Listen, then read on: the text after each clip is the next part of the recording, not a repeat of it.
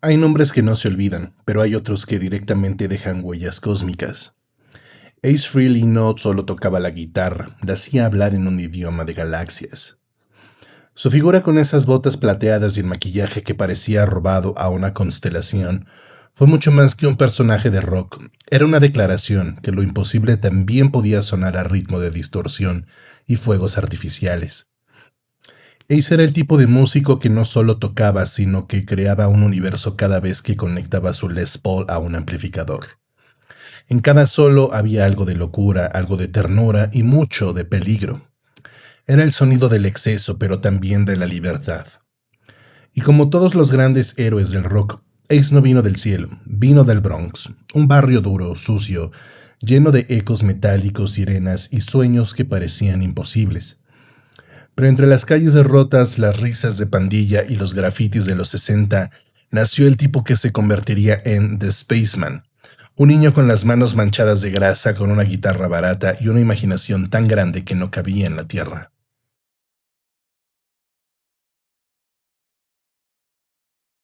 Paul Daniel Frehley nació el 27 de abril de 1951 en el Bronx, en Nueva York.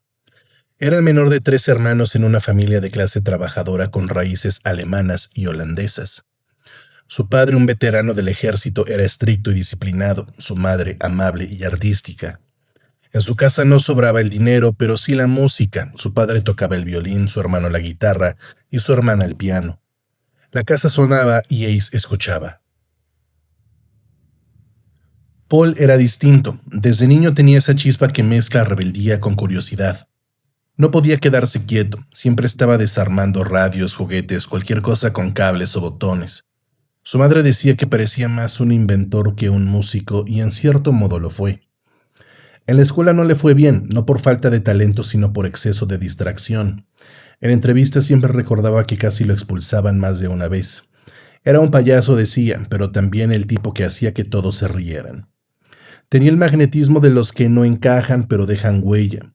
En esos años el rock estaba en todas partes, los Beatles, los Stones, The Who, Hendrix. Ace los escuchaba como si fueran profetas. Cuando vio por primera vez a Jimi Hendrix tocar la guitarra, algo cambió para siempre. No quería ser bombero, ni astronauta, ni policía, quería ser eso, dijo. Su primera guitarra fue un regalo de Navidad, una guitarra que según él valía menos que los zapatos de mi papá.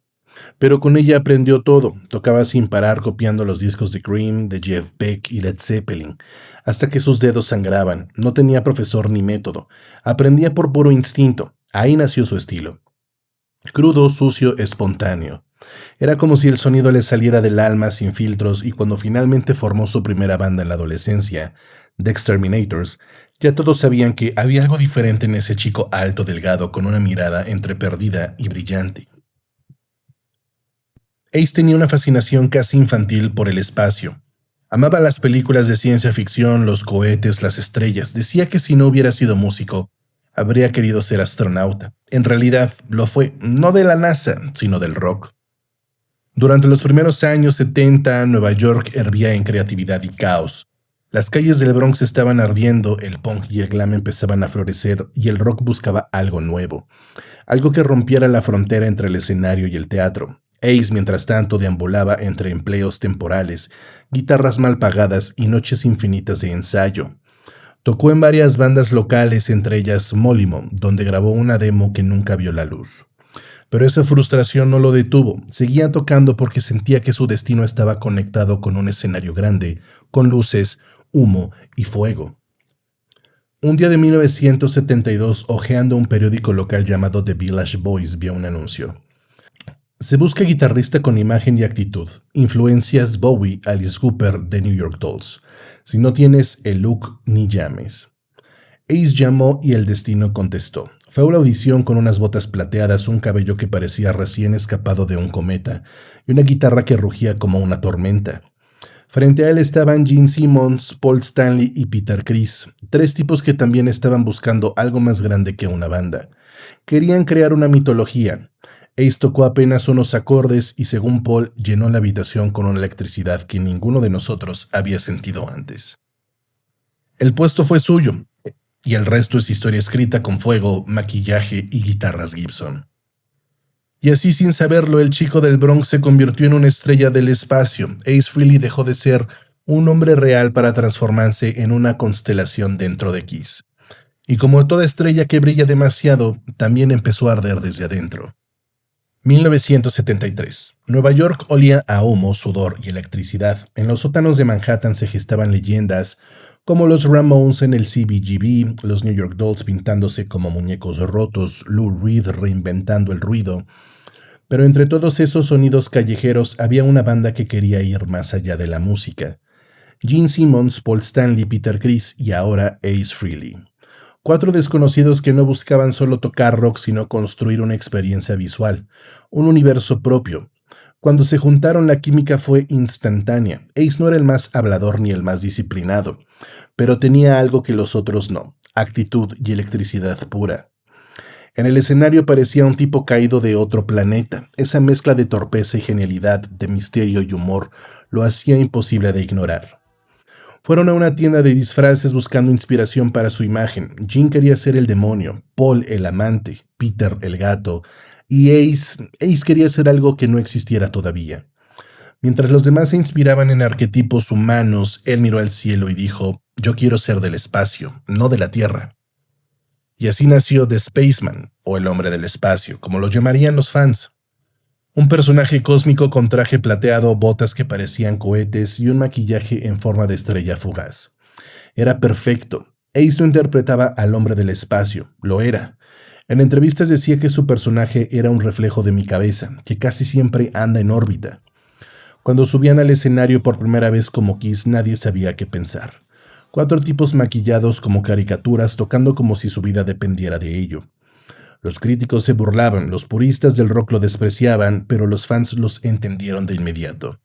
Kiss no era una banda, era una fantasía, una explosión, un escape. Con su primer álbum Kiss del 74, el grupo empezó a abrirse camino, pero fue en los escenarios donde encontraron su poder.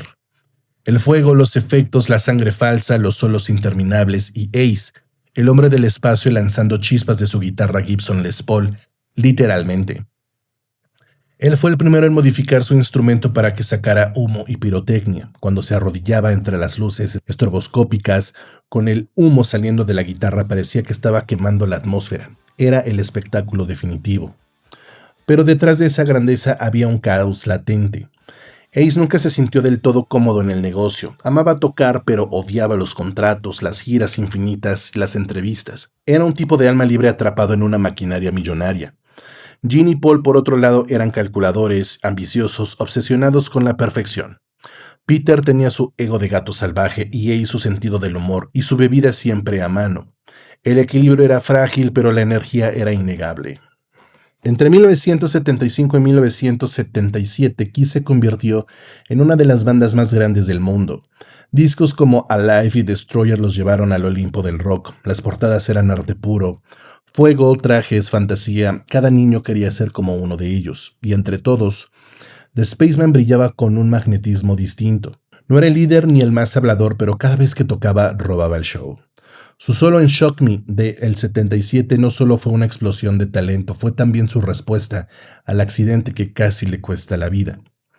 Durante una gira, Ace recibió una descarga eléctrica en pleno escenario, tan fuerte que lo dejó inconsciente por segundos.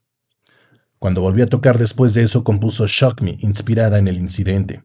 Era su manera de reírse del peligro, pero también fue una advertencia. Algo en su interior empezaba a sobrecargarse. El éxito, como una sustancia invisible, empezó a destruirlos desde adentro. Kiss se convirtió en una marca, en un negocio monstruoso. Había muñecos, cómics, loncheras, todo con sus rostros, pero Ace sentía que el alma de la banda se diluía entre billetes. Mientras Gene y Paul tomaban el control creativo, él se refugiaba en la bebida y la velocidad. Sus noches eran largas, sus risas ruidosas, sus recuerdos cada vez más difusos. Decía: mientras ellos hablaban de marketing, yo hablaba con mi botella, confesó años después. En el estudio la tensión era palpable. Ace quería mantener el espíritu del rock sucio callejero, mientras que Gene y Paul buscaban pulir el sonido. Las discusiones se volvieron legendarias, pero aunque las peleas crecían, también lo hacía su legado. En 1978 cada miembro lanzó un álbum solista bajo el nombre de Kiss y sorpresa, el de Ace fue el más exitoso. Su disco Ace Frehley tenía todo lo que él representaba: energía, melodía y honestidad. Su versión de The New York Group se convirtió en un himno, su carta de amor a la ciudad que lo vio nacer. Era el sonido del Bronx con traje espacial. Pero toda estrella, por brillante que sea, empieza a consumir su propio oxígeno. Ace, el chico que ensoñaba con galaxias, empezaba a perder el control de su nave. El maquillaje seguía brillando, pero debajo las grietas ya eran imposibles de ocultar. Ace Frehley, el chico del Bronx que soñaba con galaxias, estaba atrapado en una órbita que se hacía cada vez más peligrosa. Kiss seguía vendiendo millones, pero la magia ya no era la misma. Los fans lo sentían, la prensa lo olía y Ace simplemente lo sabía. Mientras Gene y Paul hablaban de reinventarse, de sintetizadores y estrategias, él quería volver a lo básico: guitarras crudas, amplificadores rugiendo, whisky en la sangre. Pero cada reunión de banda se sentía más como una junta corporativa que como un jam entre amigos. Decía: yo entré a Kiss para tocar rock, no para ser un empresario con pintura en la cara, diría años después. Peter Criss ya había abandonado el grupo. Ace se quedó un poco más por compromiso, por nostalgia, por dinero quizás. Pero su espíritu estaba muy lejos. Durante la grabación de Music from the Elder del 81, un disco conceptual extraño y ambicioso, Frehley prácticamente desapareció. Sus ideas eran ignoradas o solo sustituidos en las portadas y en las entrevistas. El Spaceman seguía sonriendo, pero detrás de cámaras el hombre estaba ardiendo. La salida de Ace Frehley de Kiss en el 82 fue silenciosa, triste, inevitable. No hubo peleas públicas ni grandes titulares al principio, simplemente se desvaneció del radar como una nave que se pierde en el horizonte. Para los fans fue como perder una parte del alma de la banda, porque aunque Gene y Paul eran los arquitectos del monstruo, Ace era su corazón eléctrico. Kiss sin Ace no era lo mismo. El humo, las luces, los fuegos seguían, pero faltaba ese toque cósmico, esa risa genuina, esa energía impredecible. Ace, por su parte, estaba libre, pero también estaba perdido. Dejó Nueva York, se mudó a Connecticut y empezó a construir su propio estudio, Ace in the Hole. Tenía un plan, o por lo menos eso creía: hacer su propia música, sin filtros, sin demonios, sin amantes del rock mirando el reloj. Para el 87 lanzó Frehley's Comet, su nuevo proyecto, y aunque el nombre sonaba casi a broma, el disco era sólido: riffs afilados, solos brillantes, letras que olían a redención. Fue su forma de decir: no estoy muerto, solo estuve en otra órbita. Pero el cometa no tardó en tambalear. Las giras pequeñas, los problemas con la bebida, los viejos hábitos que regresaban con fuerza. Ace era un hombre que quería volar, pero que cargaba con demasiada gravedad. En los 80 el rock era un carnaval de excesos. Motley Crue, Guns N' Roses, Ozzy, todos vivían muy rápido. Pero Ace, sin una estructura alrededor, sin Gene ni Paul para marcar límites, se hundía más profundo. Los arrestos, los accidentes de coche, las entradas y salidas de rehabilitación. En una entrevista de esa época dijo con una sonrisa rota: he chocado más autos que los que he comprado guitarras. Era gracioso y trágico. Ace no era un villano, era un soñador con el tanque lleno de combustible equivocado. En los 90 el mundo del rock cambió. El grunge barrió con las estrellas del glam y los monstruos del maquillaje. Kiss irónicamente empezó a ser visto como una reliquia del pasado, pero en los bares, en los discos usados, en los corazones de los verdaderos fans, The Spaceman seguía vivo. Y entonces ocurrió lo inesperado. Gene, Paul, Peter y Ace, los cuatro originales, de nuevo juntos con maquillaje, fuego y nostalgia.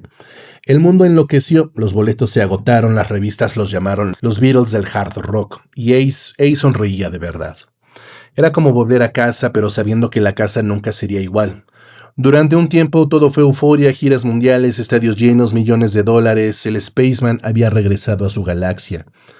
Pero las viejas heridas nunca sanan del todo. Pronto los mismos problemas de antes regresaron: control creativo, dinero, egos. Ace volvió a sentirse una pieza decorativa y esta vez no iba a quedarse callado. Si no puedo ser yo mismo, prefiero estar solo, dijo al dejar la banda por segunda vez en 2002, y lo cumplió.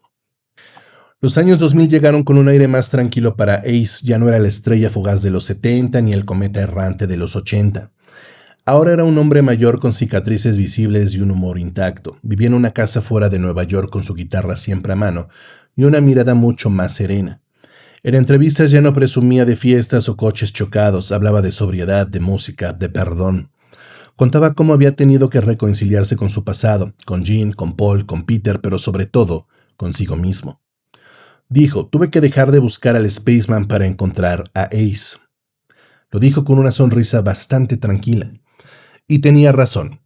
El personaje que creó a los 22 años lo había vuelto inmortal, pero también lo había devorado. Durante décadas la gente le pedía actuar como The Spaceman, pero pocas veces le preguntaban cómo estaba el hombre debajo del maquillaje.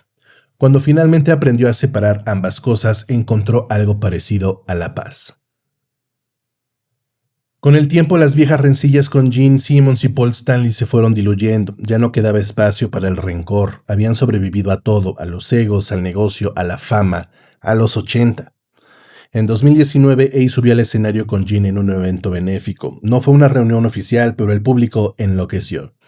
Dos viejos camaradas del rock, sonriendo entre notas, recordando que antes que nada fueron 4 chicos con un sueño.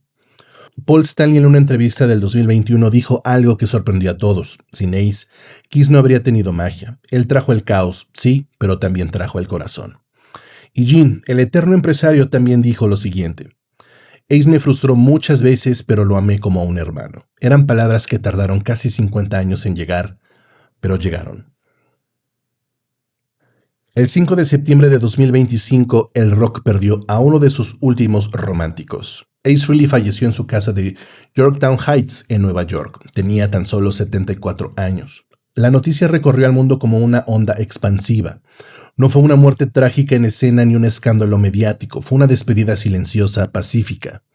Su pareja contó que Ace había pasado la noche escuchando viejos discos y riendo, recordando anécdotas de gira. Cuando se fue a dormir dijo, mañana tengo que volar temprano.